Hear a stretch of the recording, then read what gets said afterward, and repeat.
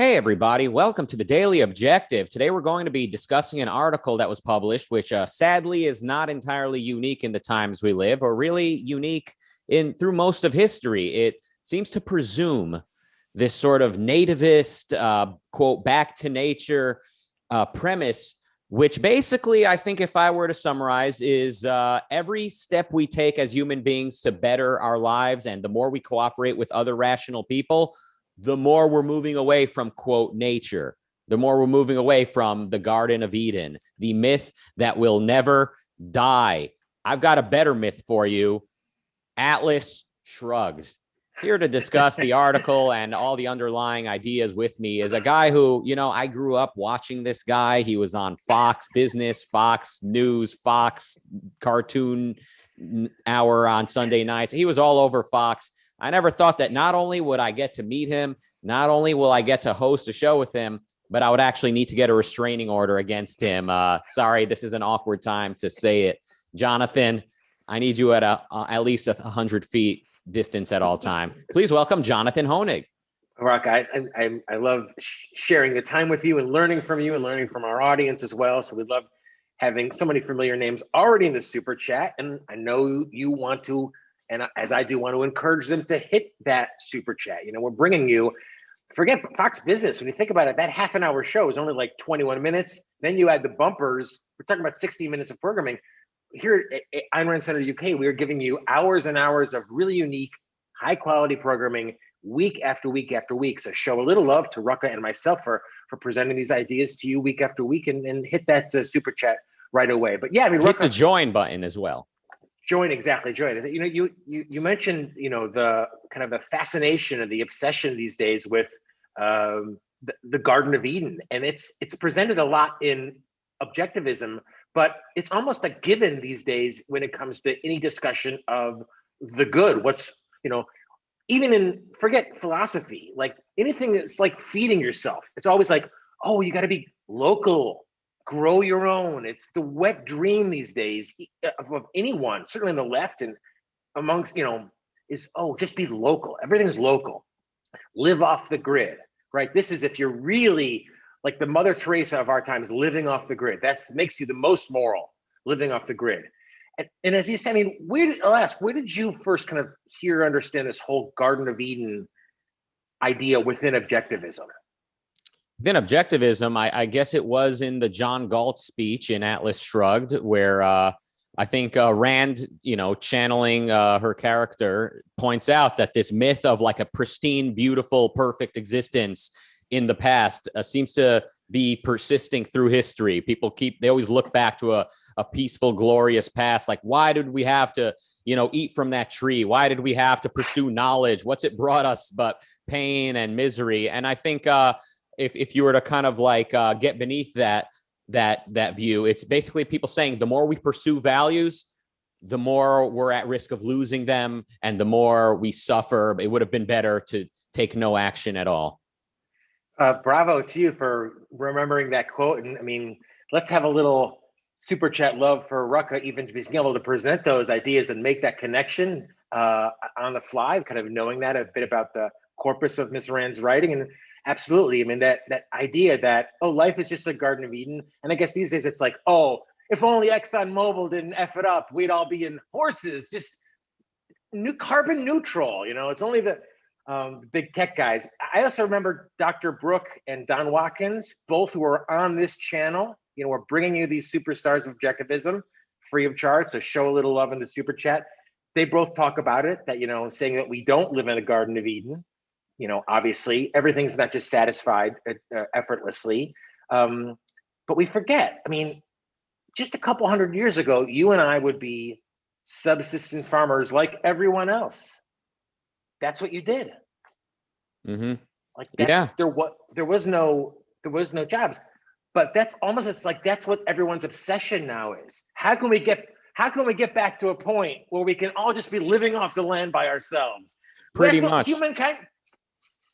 I mean, even if you and I were lucky enough to be the elite, right? The clergy, whatever, the scholars, the people who get to sit in a monastery and basically live off taxing, the serfs. our lives are still relatively short, painful, miserable. There's no anesthesia. There's no antibiotics. There's just no convenience, nothing fast. Forget about the capability of pursuing romance and friendship. You are basically being traded by your parents in order to maximize the chances of the family remaining in a prominent state. I mean, life was absolutely disgraceful. I shouldn't say disgraceful. It is absolutely miserable. And I mean, by today's looking back, yes, disgraceful. Back to you, Jonathan. Yeah, I mean, exactly right. It's like, just staying alive. People now romancing this idea of living, just staying alive, getting enough nutrients was the goal. But then here's the article you mentioned. This was from Lifehacker, which, look, it's a light thing and it spurs discussion, which I think was great. How much garden, if we wanted to do that, Rucka, you and me on a kibbutz, there's your reality show, MTV.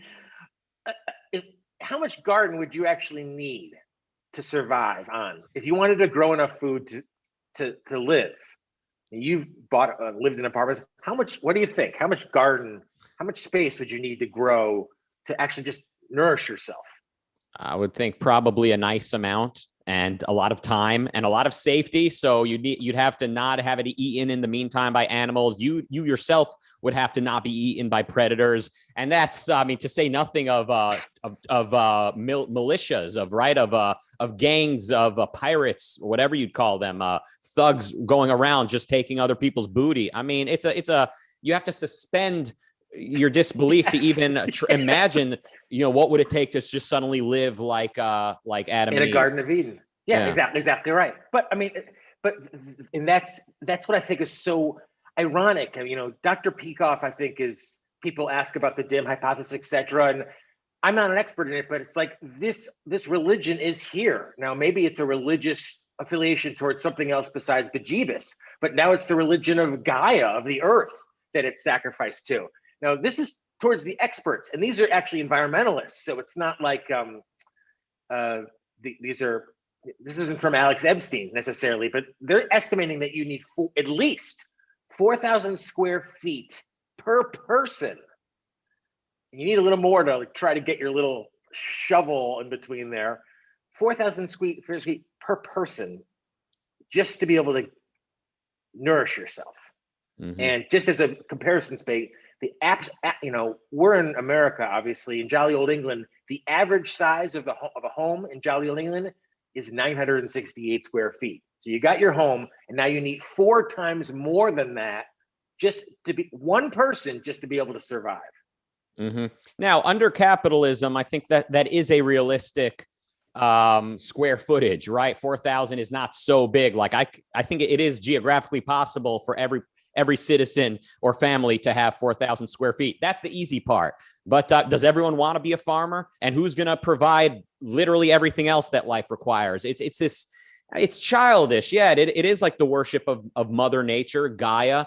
And, primarily we look at the left, the environmentalists, the postmodernists, whatever, the environmentalist left as being perpetuating this religion. But sadly, I'm afraid to say that increasingly we've seen this nativism, this anti-global trade, anti-globalism, anti-capitalism, and a nostalgia for farm life on the reactionary right. So we are alone and we are in trouble, Jonathan. Thank you, Marilene, reminding us Thomas Hobbes.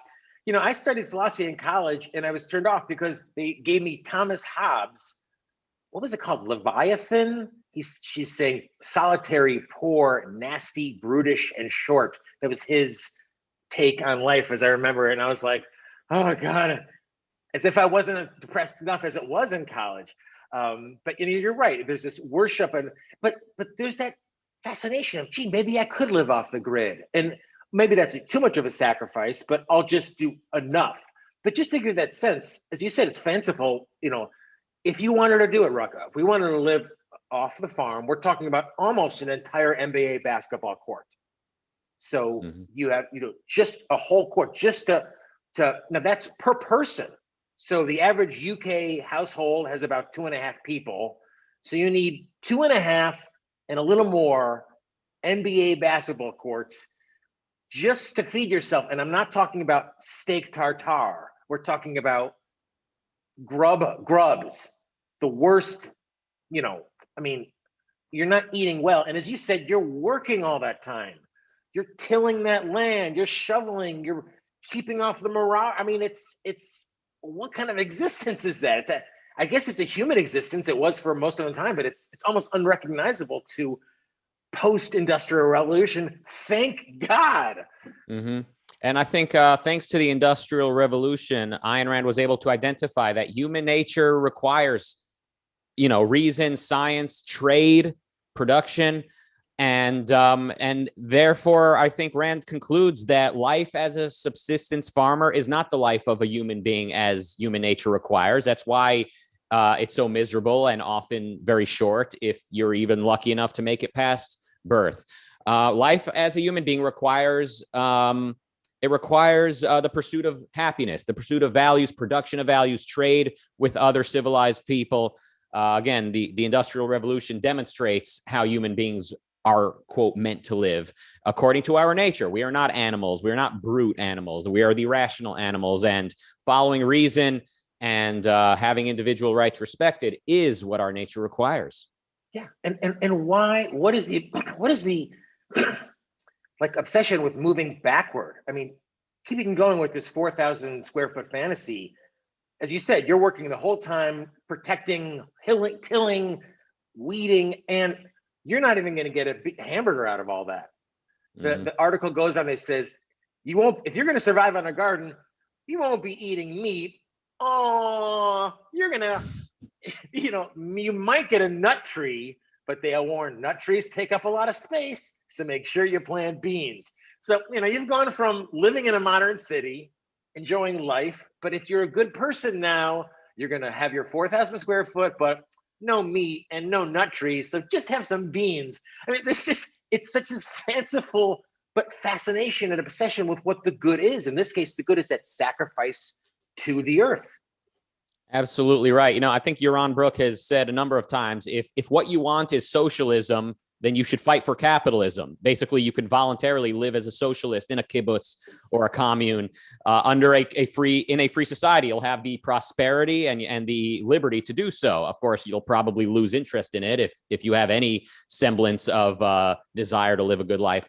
But I'll say the same thing about if you want to be a vegan, if you want to eat plant-based burgers, if you want to, quote, respect nature and grow your own food and hug the trees and not shower, you should advocate for capitalism, because that's the system under which you'll have the time, the financial ability, and the safety to live that way. And then, knock yourself out. Some people do choose to kind of live more off the grid than others. It's not necessarily always a bad thing. I think there is a certain character building you get from going to the farm and shoveling manure. You mentioned Hobbes. I'm thinking of Calvin and Hobbes when their dad would take them camping, and he said, this builds character, was his line. It builds character. Every time Calvin would complain, no, where's the TV? I want to go home. His dad would say, this builds character. So yes, there is some wisdom to the idea that, taking a step away from all these screens and all these conveniences, there is a little bit of character building that we can get from taking a break from it. But at the end of the day, to advocate that everyone live off the grid, that everyone live like a savage, essentially, is absolutely unrealistic, unsustainable, undesirable, and downright foolish. Looks like the super chats. Yeah, go ahead. Yeah, well, the only savages here are all the participants who are watching and not contributing. Thank you, Mary Aline. Thank you, Bonnie, who says the desire for paradise is the desire for effortlessness. The effort resented is the self-generated effort of human consciousness. Thank you. Robert says socialism under capitalism, but my ideals will only work if everyone does it, and they won't voluntarily, so they must be forced for their own good. I mean, that's what it leads to, but they're almost setting it up here, right? That what's good is that sacrifice. And, Rucka, one point you made is, you have the choice under capitalism to go out and live in the woods. And of course, as Dr. Brook has said, although the kibbutzes failed without government support anyway, And everyone I know who lives off the grid goes into town every couple months to get supplies anyway. But just the fact that supplies are available, the regularity of capitalism, the dependability of it. I mean, it's kind of a dark story, but I remember the day or two after 9/11 when I was just totally shaken to the core. And this sounds kind of trite, but like going to Starbucks that morning and getting a cup of coffee was like, it was just so, and having that regular routine with the gentleman I knew, the people I knew behind the counter, and it was so meaningful. And the fact that they were open. I mean, as you said, Rucka, you're that farmer now.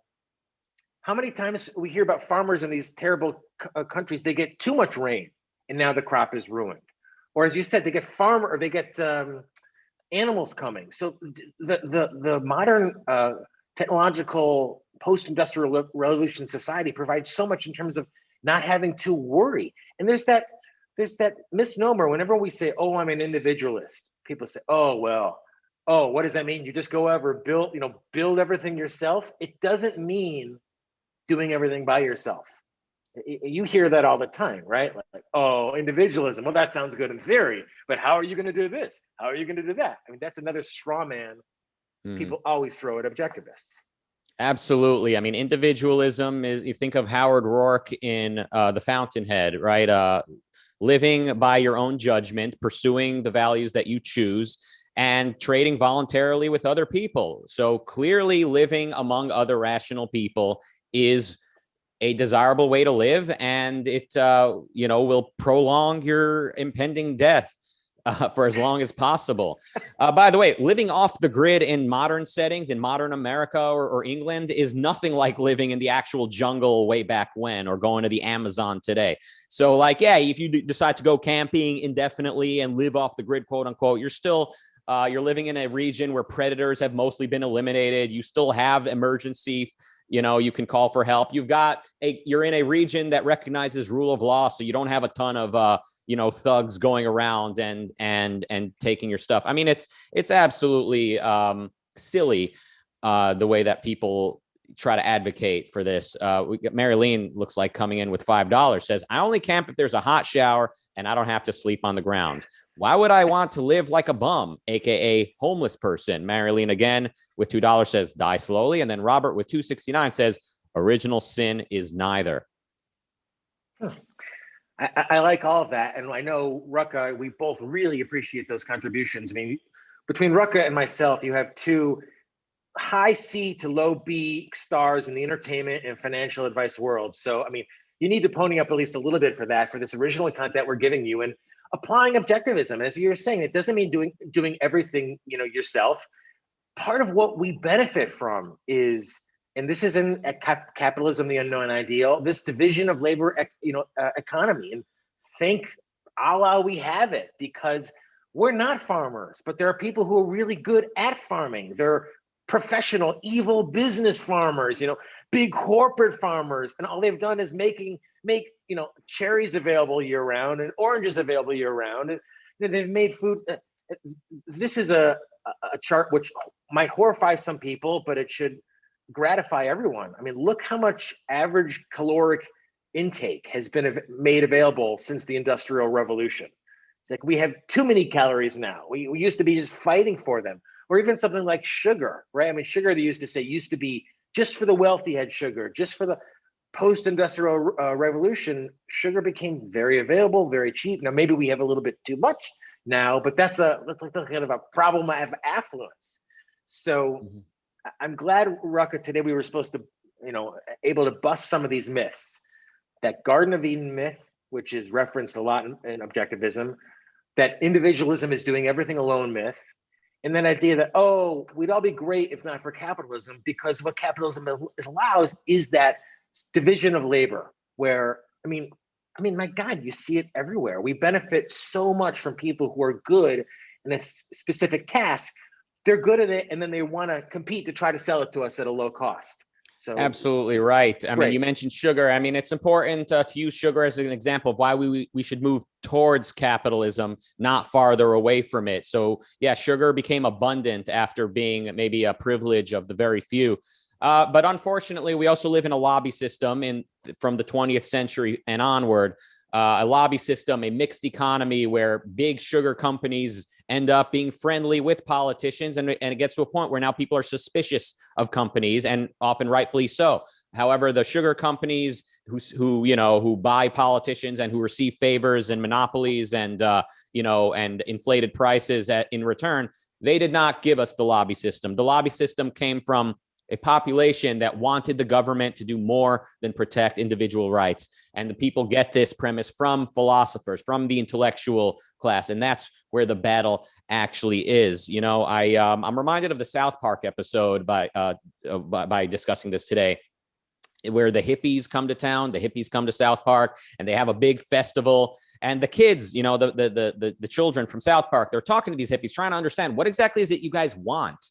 That's always my favorite question. It's like, what's your solution? Like, what are you offering instead of this system that you hate so much, that you decry? And, the hippies are like, well, we'll have like a system where like it's totally different. Like instead of this system, we'll have like a system where like one guy is in charge of cooking bread and another guy is in charge of looking out for other people's safety. And the kids are like, oh, you mean like a baker and a cop? They go, no. We're talking about like a system where like people trade with each other to mutual benefit. And the kids are like a town. Basically, once we tear down the system, what are we going to do next? Huh?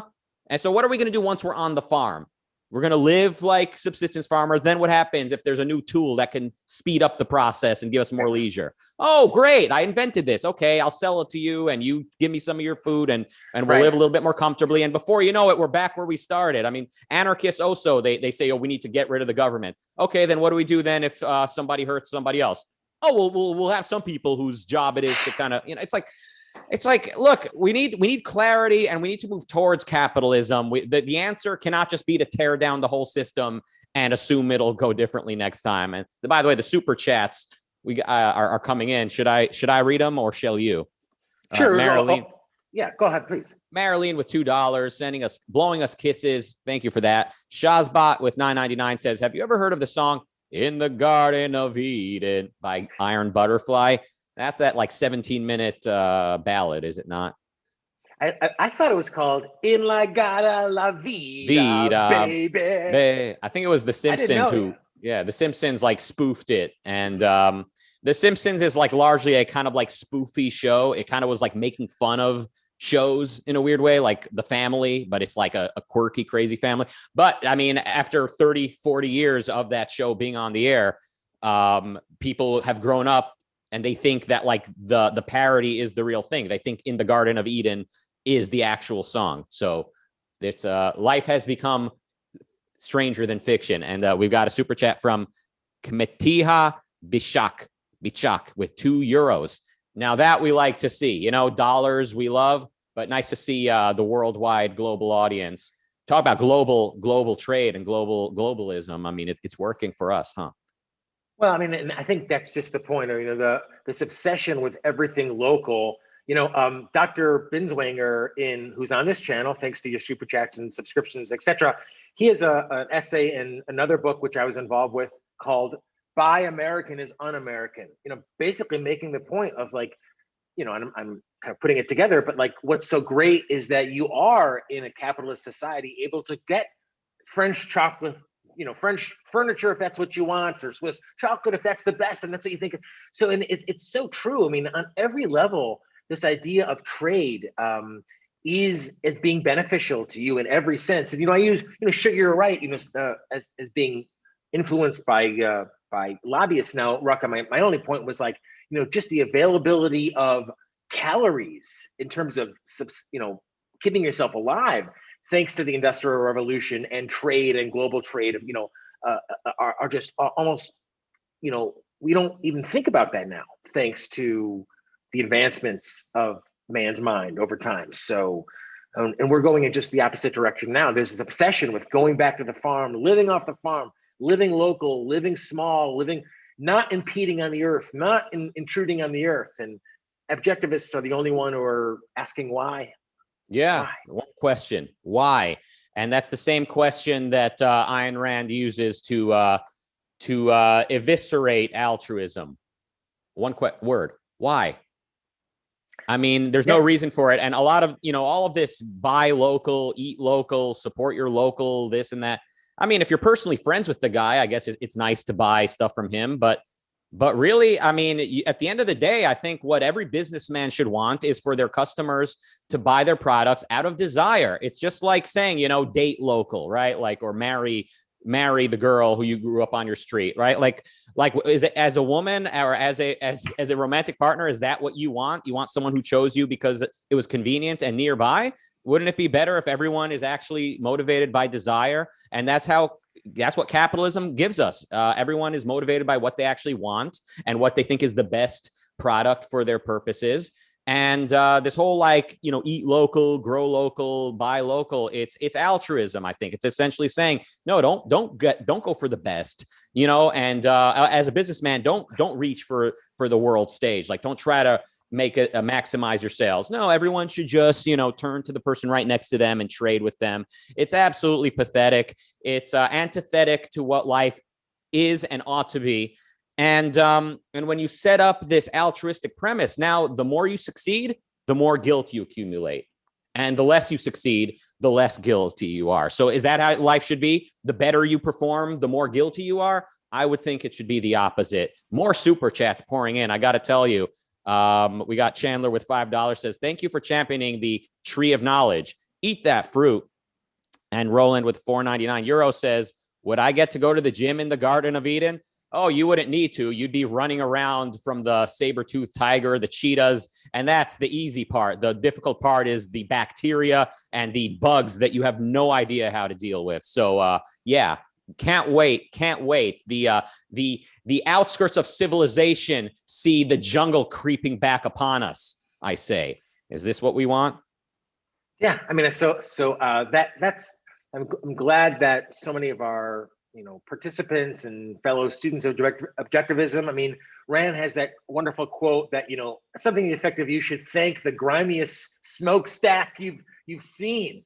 And, extrapolating down to that and just appreciate the fact that we don't have to farm.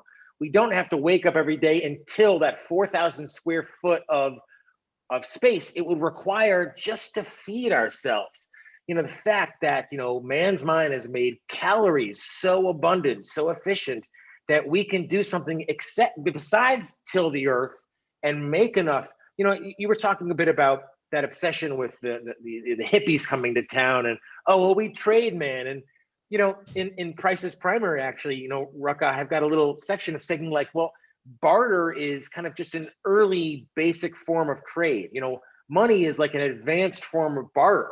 We bartered for millions and millions of years. And then we had money with things like seashells and feathers and like all this, and then finally that we had money, which is a major achievement of man's mind. So yeah, I mean, it's like people are like, oh, what's this fabulous thing I've got in mind? It's always well, usually it's a totalitarian society. They say, no, we need a smart guy, whether it's, the hippie smart guy or the left or the right. I don't want to get into politics, right? But maybe if we're lucky, they're suggesting a barter society, some type of specialization of labor. We have that. It's the unknown ideal Ayn Rand wrote about. It's called capitalism. Learn about it. That's what we're doing here with the Ayn Rand Center UK. So support what we're doing. Support us with super chat. Support us with weekly and monthly subscriptions, because we're the only ones talking about that. We're the only ones giving a philosophical, not only justification for it, but a justification for living by it and appreciating it. I mean, I love Amazon. It's like, take everything else away, but don't take away Amazon to just what it represents. I mean, Rucka, you're able to get, whatever you want, headphones. I'm just looking at your audio equipment, everything, whatever it is, from the best supplier at the lowest price. Thanks to Amazon, thanks to the ideas behind it. And that's what we're talking about. So become absolutely. And we're part both of what we're doing. We're both high in the middle of the sky right now, judging by your background and judging by what I see through the window. We're both basically living like gods among the clouds.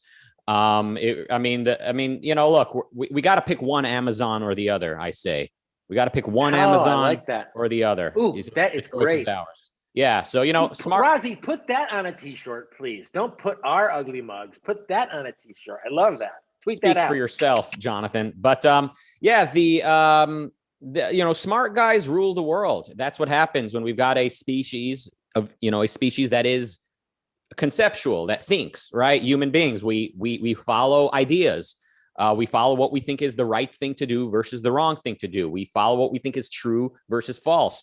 And for that reason, philosophers, intellectuals, smart guys, they're going to basically lead the way. And whether or not we realize it, whether or not they realize it. So it's very important and crucial that we have a philosophy that is compatible with all of this technology. I think Einstein said our technology has surpassed our humanity.